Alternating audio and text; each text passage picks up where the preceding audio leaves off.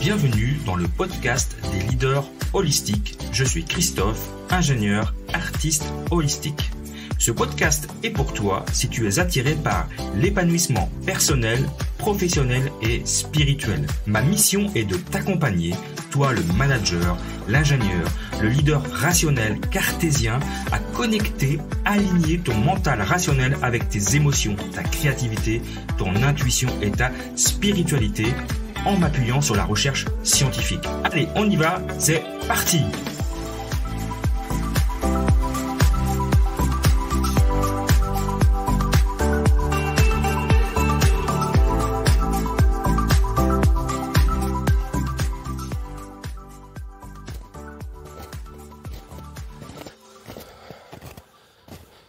Alors bienvenue dans ce nouvel épisode du podcast Leadership Holistique. Aujourd'hui, et vous allez l'entendre avec le bruit de mes pas, je suis en montagne, dans mon endroit préféré, donc la station du Mont Jura, juste au-dessus de chez moi. Et la station est fermée, et là on est le 14 janvier et il n'y a personne, c'est vide et désert. Je pense qu'il n'y a pas assez de neige, parce que j'ai même pris des raquettes, mais finalement j'en ai pas besoin. Donc c'est un peu bizarre. Et je trouve ça un peu triste d'ailleurs, mais bon, ça se comprend, pour une fois qu'on est responsable, parce que les autres années ça aurait été ouvert, mais là je pense que du point de vue environnemental ça passe plus. Alors, je suis désolé pour les bruitages. Donc comme je vous le disais, je marche sur la neige en plein milieu des sapins et de la forêt du Jura, là, dans un chemin qui est un chemin forestier où d'habitude je fais des raquettes. Et je sors d'une semaine très très très compliqué, puisque j'ai eu la grippe, je l'ai toujours un peu d'ailleurs, et je suis pas sorti de chez moi pendant 5 jours, donc ça a vraiment été l'enfer. J'avais très très mal à la tête, très, très pris de partout, donc j'ai évidemment eu un arrêt de travail de 5 jours, et ça fait longtemps que ça m'était pas arrivé, et du coup c'est un enchaînement d'événements un peu, je vais vous raconter ça quand même bien difficile, en ce début d'année. Et le propos n'est pas de m'apitoyer sur mon sort ou de recherche de compassion ou je ne sais quoi, c'est juste pour vous expliquer comment je gère ce genre de situation de manière très, très naturelle finalement, grâce à un outil tout simple que j'ai développé, enfin en tout cas qui m'est apparu quand j'étais enfant finalement. Je dis bien apparu parce que je ne sais pas d'où il vient cet outil. Enfin, c'est plus une philosophie de façon de voir les choses, peut-être.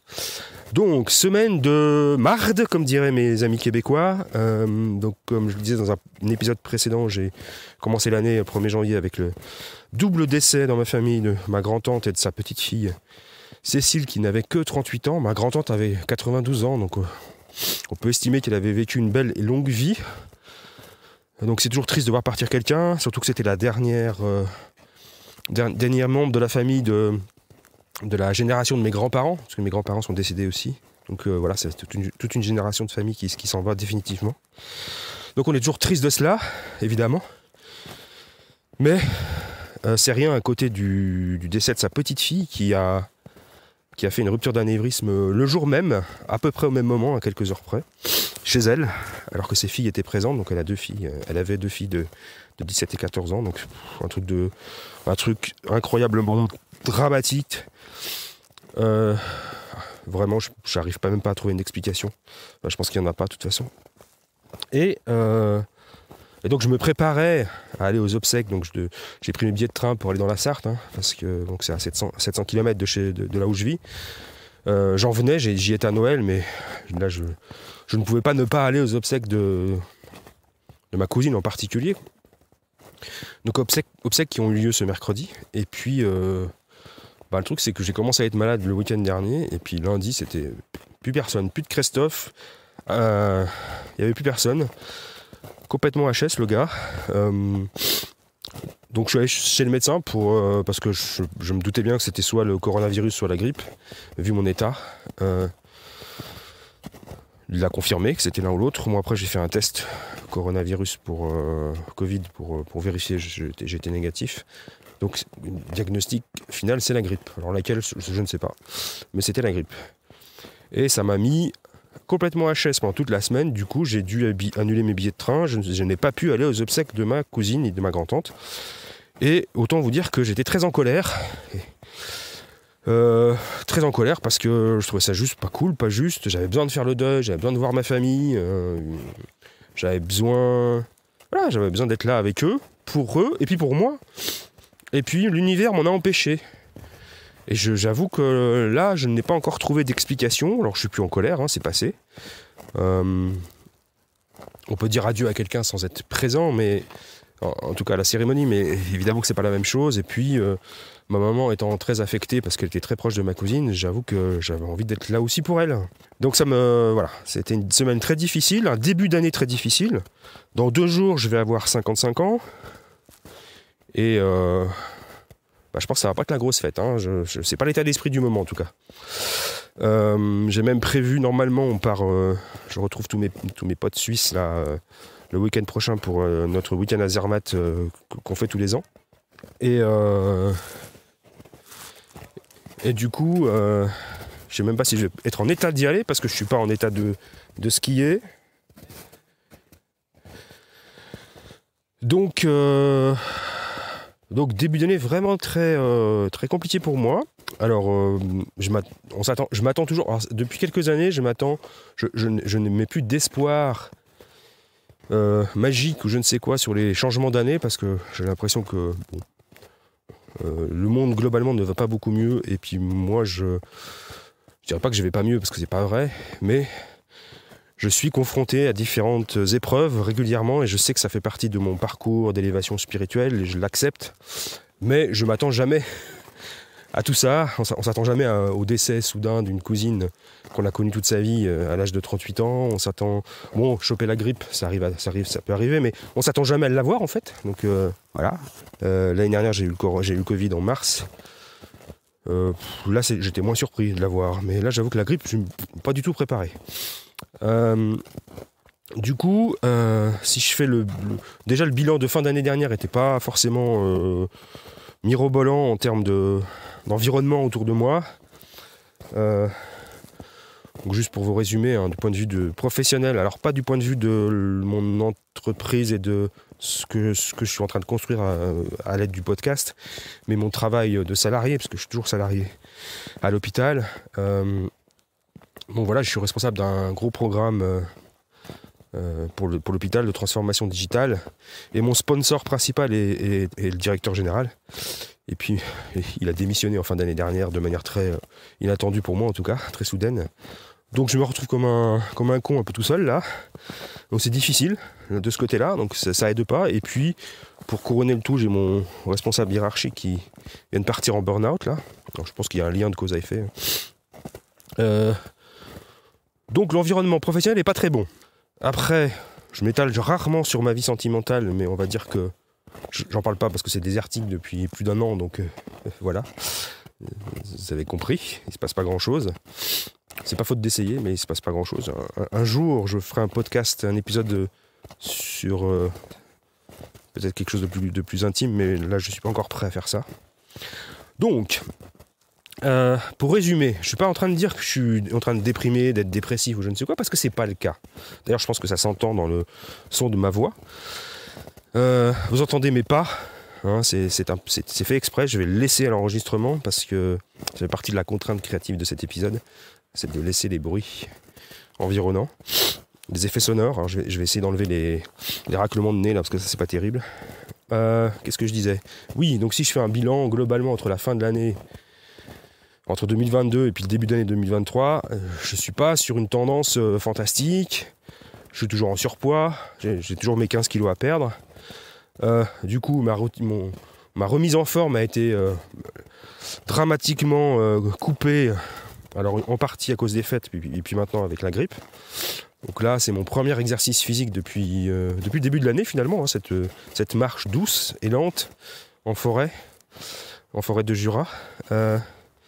Donc, santé un peu fragile, avec la grippe qui m'a quand même bien affecté. Puis il faut que je surveille mes bronches parce que moi je suis fragile des bronches après.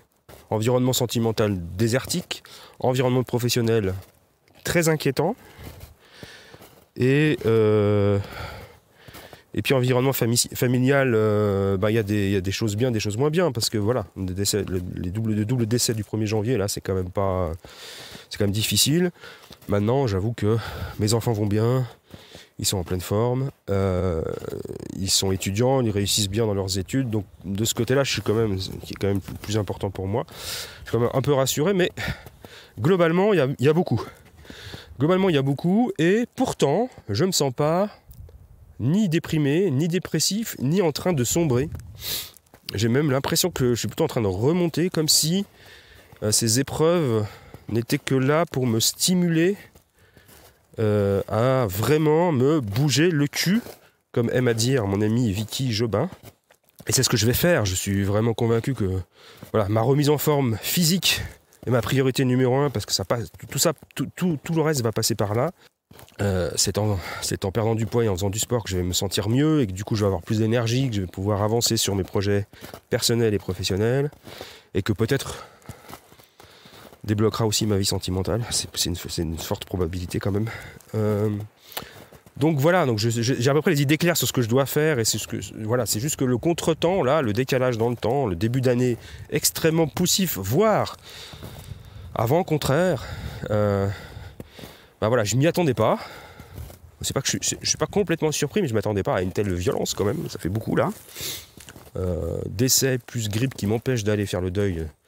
J'avoue que là, ça fait un peu beaucoup. Mais voilà, je garde cette philosophie que j'ai toujours eue en moi depuis ma petite enfance en fait. Quels que soient les événements qui m'arrivent, j'ai toujours eu cette philosophie de ça va passer, tiens le coup, fais le dos rond. Et ça ira mieux, demain, après-demain, mais ça ira mieux, c'est sûr, le soleil vient toujours après la pluie. Le soleil vient toujours après la tempête. Et malgré les événements dramatiques que j'ai pu vivre depuis 2018, là, depuis le décès de ma fille finalement, problématique au travail, rupture sentimentale vraiment très dure à vivre, blessure au genou, rupture des ligaments croisés, burn-out, dépression. Bon, ça m'a mis bien au fond, mais j'en ai quand même tiré quelque chose, c'est que j'ai de la résilience, c'est que je sais m'en sortir, et je suis outillé pour. Je sais que si j'ai besoin de me faire aider, je me fais aider, et là ça a été le cas. Typiquement hier, j'ai eu un Zoom avec ma coach sportive, où je lui expliquais mon état, elle m'a dit bah oui, c'est sûr que là, t'as pas pu faire grand-chose. Mais elle m'a juste fait comprendre que dès que je pouvais me bouger, ça serait bien de me bouger. Enfin, une petite marche de 30 minutes, ça suffit, me disait-elle hier. Et ça a fait la petite graine dans ma tête, parce que moi, si je ne l'avais pas eu hier soir, je pense que ce matin, je ne me bougeais pas. Hein. J'étais encore pas super en forme. Et là, du coup, j'ai pris mon courage à deux mains, j'ai même pas réfléchi, je me suis levé, j'ai pris la douche, j'ai dit, allez hop, je m'habille, je file. Je file en montagne, je vais voir, il y a un peu de neige, je vais profiter de la neige. Donc, c'est ce que je fais. Je profite de la neige et du calme. Il n'y a vraiment personne, donc du coup ça fait beaucoup de bien. Peut-être que je croiserai un joli animal comme la dernière fois, peut-être pas. Je n'ai pas d'attente particulière, mais ce que je voulais dire par là, c'est que cet outil tout simple, cette façon de voir les choses, de se dire ok, là c'est la merde, c'est la marde. Et souvent ça s'enchaîne, il n'y a pas qu'un événement, il y a 1, 2, 3 événements qui s'enchaînent. Là j'en ai eu au moins 2 en tout cas.